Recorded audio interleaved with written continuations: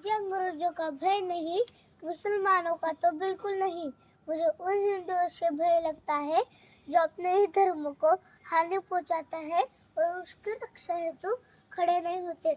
आज मी तुम्हाला विनायक दामोदर सावरकर यांच्याबद्दल सांगणार आहे। सावरकर हे थोर देशभक्त आणि क्रांतिकारी होते। सावरकरांचा जन्म 28 मेला नाशिकच्या बुगुर गावी झाला। अभिनव भारत ही क्रांतिकारी संघटना सावरकरांनी स्थापन केली।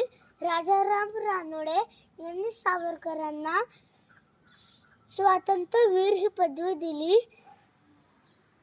अंदमानच्या काळापाळीच्या शिक्षेत विट्यांच्या तुकड्यांनी हजारो देशभक्तीवर कविता लिहिल्या। सावरकरांनी परदेशात जाऊन कायद्याचे शिक्षण घेतले। हे मातृभूमी जय स्तुते अशी कविता लिहिल्या। शौर्य सर्वत्र जयते हे त्यांचे ब्रीदवाक्य होते।